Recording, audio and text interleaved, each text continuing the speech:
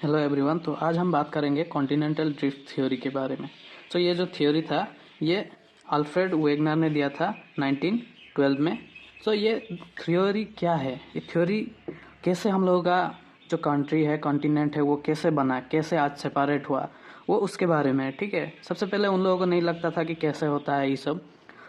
इसका जो historical background है वो देख लेते हैं। तो जो अल्फ्रेड वेगनर है उसने देखा था जो स्वीडन का किरुना जगह है वहाँ पे उसको कोल मिला था, कोयला मिला था। ठीक है, अभी स्वीडन यूरोप के बहुत ही ऊपर है, नॉर्थ में, और वहाँ पे बहुत ही ठंडा होता है एंड वहाँ पे इतना वेजिटेशन नहीं है जिससे कि कोल बन सके। ठीक है, कोल बनने के लिए बहुत सारा वेजिटेशन चाहिए, बहुत सारा प्लांट चाहिए, लेकिन वो नहीं है स्वीडन में। उसको लगा कि स्वीडन में कैसे ये सारा कोल बन गया। फिर जो दूसरा है वो है ग्लेशियर मार्क ऑन छोटा नागपुर प्लेटू। एक छोटा नागपुर प्लेटू इंडिया में है, ठीक है, एंड ये इक्वेटोरियल रीजन में है। लेकिन इक्वेटोरियल रीजन में ग्लेशियर का मार्क कहाँ से आ गया? तो इससे उसको थोड़ा फनक लग रहा था कि ये कुछ गड़बड़ है। उसने बाकी सब भी देखा, फिर उसको कुछ एविडेंस मिले। जो एविडेंस ऐसे हैं कि so many places which are fit exactly to each other. जैसे कि अफ्रीका अभी कंट्री देखने में ऐसा है, राइट, एंड ब्राज़ील जो है, ब्राज़ील ऐसे है।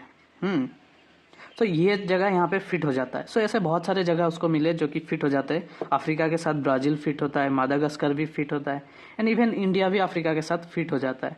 इससे उसको लगा कि हाँ, हो सकता है कि सारे कॉन्टिनेंट एक ही साथ थे। फिर कुछ जियोलॉजिकल एविडेंस भी मिले उसे। एज ऑफ रॉक, मतलब कुछ रॉक थे जो कि ईस्टर्न अमेरिका, जो नॉर्थ अमेरिका है उसका east part, and western Europe के जो भी माउंटेन है वहाँ के जो जितने भी रॉक है उनका एज सेम था, एंड इवन केमिकल कंपोजिशन भी सेम था। तो हो सकता है दोनों एक साथ थे, राइट। फिर कुछ बोटानिकल एविडेंस भी मिले उसे। बोटानिकल एविडेंस में क्या था, ग्लोसोप्टेरिस नाम का एक प्लांट था जिसका जो उसको गोंडवाना लैंड जो बना था उसमें मिला था। गोंडवाना लैंड में साउथ अमेरिका, अफ्रीका, इंडिया सब आता है, तो इन सब कंट्री में मिला था। एंड मेसोसोरस एक है जिसका फॉसाइल उससे अफ्रीका एंड साउथ अमेरिका दोनों में मिला था। तो इतने दूर दूर सेम फॉसाइल कैसे मिल सकते हैं, राइट। फिर टिलाइट डिपॉजिट। अरे टिलाइट डिपॉजिट मतलब वही ग्लेशियल सेडिमेंट को ही टिलाइट बोलते हैं, एंड ये हमें छोटा नागपुर प्लेटू में मिला था। इक्वेटोरियल रीजन में ग्लेशियल का मार्क कहाँ से आ गया? फिर gold coast in Ghana, Africa का एक घाना कंट्री है, ये अफ्रीका हो गया।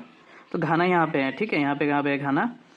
यहाँ पे गोल्ड कोस्ट मिला। अभी गोल्ड जो होता है वो रिवर से आता है, ऐसे रिवर फ्लो होता है, वहाँ पे कुछ छोटे छोटे से पत्थर होते हैं, उसमें गोल्ड लगा होता है और वो आता है। फिर गोल्ड कोस्ट यहाँ पे है, यहाँ पे गोल्ड मिला, लेकिन इसका जो ये पत्थर है ना, पत्थर तो थोड़े आगे ही रह जाएंगे। ये पत्थर जो है ये ब्राजील में यहाँ पे मिले थे, जो अमेजन रिवर ले आ रही थी। हो सकता है ये दोनों एक ही साथ फिट थे, तो अमेजन रिवर ले आ रही थी, यहाँ पे रॉक रह गए लेकिन गोल्ड यहाँ पे रह गए। ठीक है, ऐसा भी हो सकता है। इतने सारे एविडेंस मिलने के बाद उसने एक थ्योरी दिया जो कि है कॉन्टिनेंटल ड्रिफ्ट थ्योरी। ठीक है, उस थ्योरी में क्या बोला उसने कि अराउंड 250 मिलियन ईयर अगो क्या था, there was a mega land mass, एक लैंड मास था बहुत ही बड़ा जिसका नाम पेंजिया है। ये अर्थ है और ये एक मेगा लैंड मास है जिसका नाम क्या है, पेंजिया।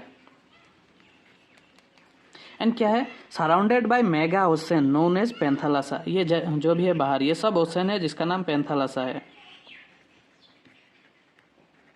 ठीक है, फिर क्या हुआ, बिकॉज ऑफ सम फोर्सेस, कुछ फोर्स के कारण ये रिफ्टिंग एंड ड्रिफ्टिंग स्टार्ट हो गया यहाँ वहाँ पे, एंड ये डिवाइड हो गया 2 पार्ट में। नॉर्थ पार्ट जो था वो लॉरेंसिया है, एंड साउथ पार्ट जो है वो गोंडवाना लैंड है। एंड ये रहा, ये लॉरेंसिया है, ये गोंडवाना लैंड है। एंड ये जो बीच में एक रिवर बह रहा है, ठीक है, ये टेथिस सी है, टेथिस सी। ठीक है, ऐसे डिवाइड हो गया नॉर्थ एंड साउथ में। फिर क्या हुआ, Laurasia further rifted and form Asia, North America and Europe.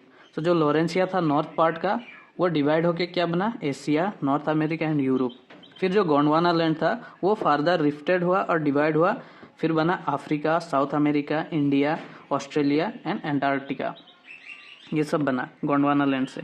फिर जो नॉर्थ अमेरिका था वो एंड साउथ अमेरिका जो है वो ड्रिफ्टेड हो गए, मतलब दूर जाने लगे एंड वो वेस्टवर्ड जाने लगे। फिर वेस्टवर्ड अगर वो चले गए तो बीच में एक ओशन ओपन हो गया जिसका नाम है अटलांटिक ओशन, ठीक है।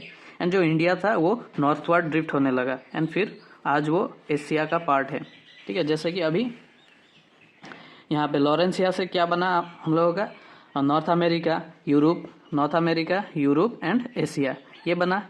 एंड जो गोंडवाना लैंड है उससे बना south America, Africa, Australia and India यहाँ पे अभी, एंड अंटार्कटिका, ठीक है।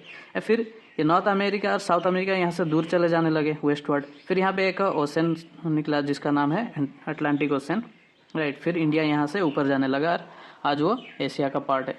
सो ये था कॉन्टिनेंटल ड्रिफ्ट थ्योरी। आगे हम जानेंगे इसका क्रिटिसिज्म क्या है, क्यों ये फेल हो गया,